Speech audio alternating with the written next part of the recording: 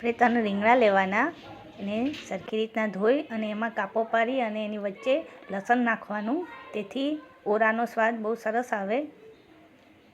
પછી એને આપણે ગેસ ઉપર શેકી લેવાના બંને સાઈડથી, જેથી અંદરના લસણ પણ સાથે સાથ શેકાઈ જશે. ઓરો બફાઈ ગયો છે. સાથે આદુ, મરચાં અને લસણની પેસ્ટ, સૂકી ડુંગળી, લીલી ડુંગળી અને 3 નંગ ટમેટાં. હવે આપણે આને રીંગણને ફોલીશું, તેની ઉપરની કાળી છાલ કાઢી નાખીશું. હવે આપણે આને કટ કરીશું ચાકુની મદદથી. હવે આપણે આને કટ કરીશું ચાકુની મદદથી સરખી રીતના. વચ્ચેથી આ કાઢી લેશું, જેટલો ભાગ નીકળે એટલો. ચાકુની મદદથી આપણે સરખી રીતના એને કટ કરી દઈશું, તેથી એક રસ રીંગણ થઈ જાય. હવે આપણા રીંગણ કટ થઈ ગયા છે, એક મિક્સ થઈ ગયા છે. હવે આપણે આ જે લસણ છે એને કટ કરી રાખીશું સાઈડમાં.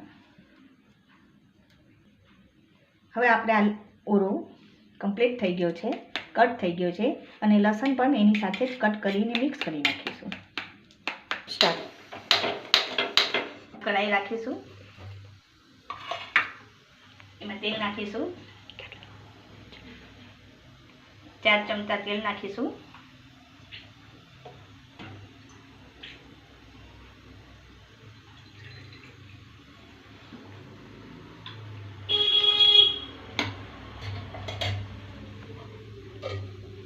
પછી એને ગરમ થવા દઈશું થોડીક વાર. ગરમ થાય એટલે આપણે થોડુંક જીરું નાખીશું એમાં.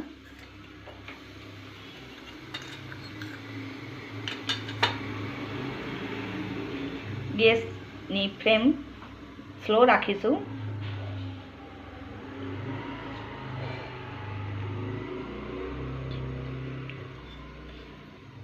થોડુંક ગરમ થાય એ પછી આપણે સૂકી ડુંગળી નાખીશું.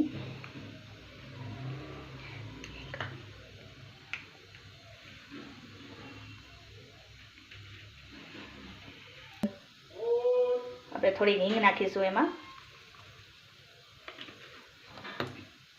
સ્ટાર્ટ. પછી થોડીક હળદર નાખીશું એટલે કલર સારો આવે. પછી સૂકી ડુંગળી નાખીશું.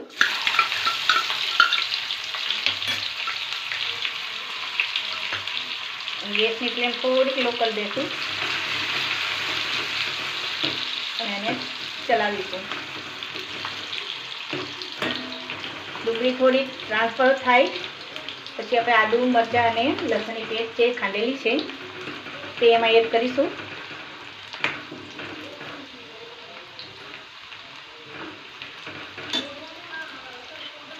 હવે આપણે આદુ, મરચાં અને લસણની પેસ્ટ આમાં નાખી દઈશું.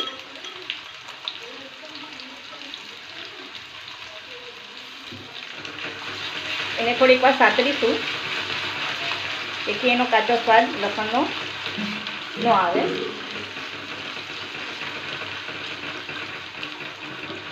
આદુ, મરચાં અને લસણની પેસ્ટ અને ડુંગળી જલ્દી સતરાય એના માટે આપણે થોડુંક મીઠું નાખીશું, સ્વાદ પૂરતું,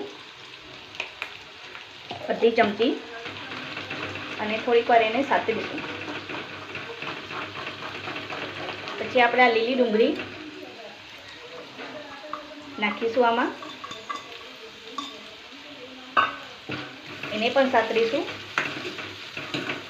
એ સરખી રીતના સતરાય ત્યાં લગીને એને હલાવતા રહીશું. ગેસની ફ્લેમ થોડીક મીડિયમ કરીશું. ડુંગળી બળી ના જાય એનું ખાસ ધ્યાન રાખવાનું.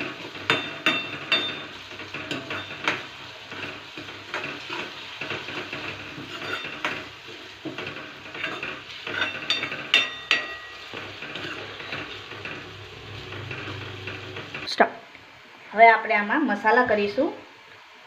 અડધી પીંચ હળદર નાખીશું, 2 ચમચી ધાણા જીરું, 2 ચમચી લાલ મરચું,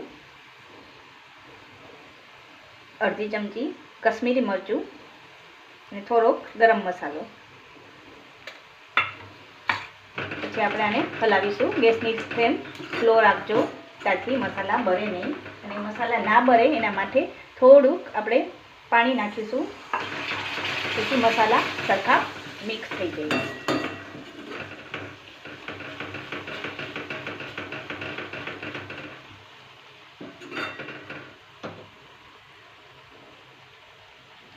હવે આપણે આમાં 3 નંગ ટમેટા છે એને નાખીશું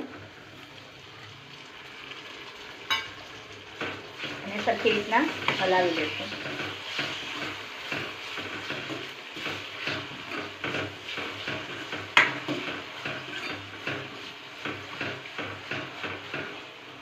વચ્ચે વચ્ચે થોડુંક પાણી નાખવાનું, જેથી મસાલા બળે નહીં.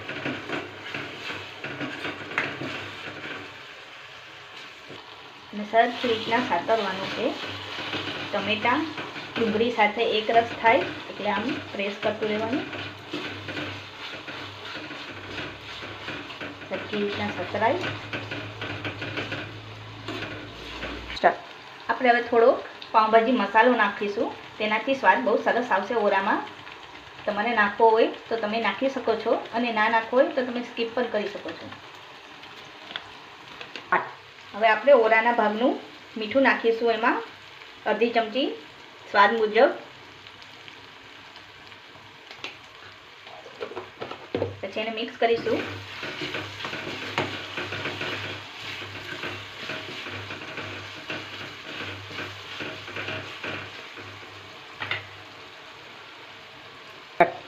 થોડુંક વચ્ચે પાણી નાખતું રહેવાનું, તેથી મસાલો સરખી રીતના ભેગો થઈ જાય અને બળે નહીં.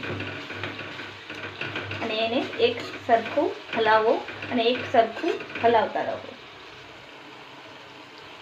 હવે જો તેલ છૂટું પડી ગયું છે શાકમાં, એટલે આપણે આ ઓરો એમાં નાખી દઈશું.